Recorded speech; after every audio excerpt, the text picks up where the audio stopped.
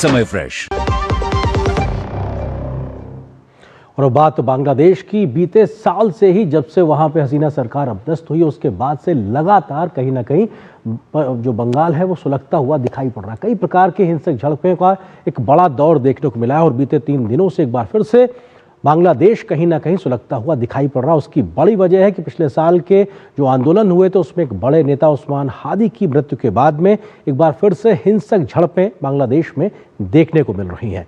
इन सारी झड़पों के पीछे, या कहा जाए सुलगती हुई घटनाओं के पीछे, तमाम कट्टरपंथी धड़ों का हाथ बताया जा रहा है।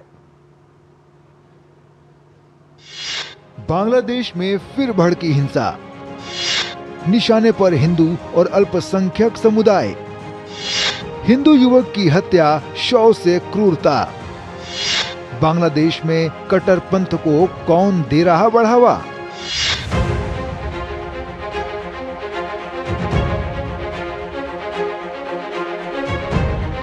बांग्लादेश एक बार फिर हिंसा की आग में जल रहा है। 3 दिन से बांग्लादेश की सड़कों पर कोहराम मचा है। दरअसल जुलाई 2024 के आंदोलन के प्रमुख नेता और इनकलाब मंच के प्रवक्ता शरीफ उस्मान हादी की मौत के बाद राजधानी ढाका समेत कई शहरों में हिंसा भड़क गई और हालात बेकाबू हो गए। प्रदर्शनकारियों ने कई जिलों में भारी आगजनी, हमले और तोड़फोड़ की। वहीं बांग्लादेश में हिंदू एक बार फिर कट्टरपंथियों के निशाने पर है।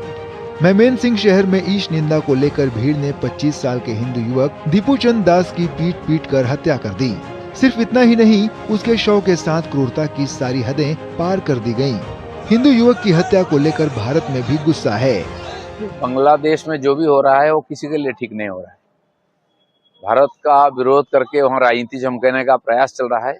ये सारे जो घटनाएं हो रही है इसके पीछे की उद्देश्य वहाँ का चुनाव को टालने का। बांग्लादेश इस समय इस्लामिक जिहादी कट्टरपंथियों का गढ़ बन चुका है।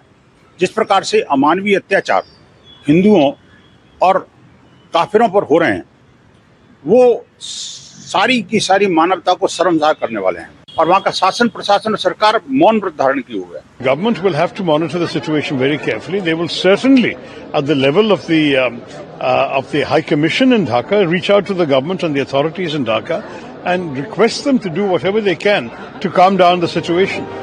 हिंदू युवक की हत्या से मामला और गर्मा गया तो मोहम्मद यूनुस के नेतृत्व वाली अंतरिम सरकार हरकत में आई और संदिग्ध के तौर पर 7 लोगों को गिरफ्तार किया गया। वहीं इस बीच कड़ी सुरक्षा इंतजाम के बीच शनिवार को उस्मान हादी का अंतिम संस्कार किया गया। आपको बता दें कि फरवरी में होने वाले चुनाव के लिए प्रचार के दौरान 12 दिसंबर को कट्टरपंथी युवा नेता उस्मान हादी को गोली मारी गई थी, जिसमें वो गंभीर रूप से घायल हुआ। इलाज के लिए सिंगापुर ले जाया गया लेकिन उसकी मौत हो गई। जिसके बाद बांग्लादेश में हिंसा भड़क उठी। शेख हसीना के खिलाफ विरोध प्रदर्शनों में उस्मान हादी प्रमुख नेता के तौर पर उभरा था। पिछले साल अगस्त में तत्कालीन प्रधानमंत्री शेख हसीना के हटने के बाद बांग्लादेश में हिंदू समुदाय को मुश्किलों का सामना करना पड़ा। इसके बाद से अल्पसंख्यक समुदाय के खिलाफ कई घटनाएं हुई जिनका असर हिंदुओं पर भी पड़ा। मोहम्मद यूनुस की अंतरिम सरकार पर कट्टरवाद को बढ़ावा देने का आरोप है। बांग्लादेश में अंतरिम सरकार की अनदेखी के बीच इस्लामिक कट्टरपंथी फिर से सक्रिय हो गए हैं, जिन पर हसीना सरकार ने प्रतिबंध लगाए थे। एक शहर में धार्मिक कट्टरपंथियों ने युवा महिलाओं को फुटबॉल खेलने पर रोक लगाने की घोषणा की थी। हजारों हिंदुओं की हत्या, महिलाओं का रेप और जबरन धर्मांतरण के कई मामले भी सामने आए थे। बांग्लादेश के ये हालात एक बार फिर चिंता बढ़ाने वाले हैं।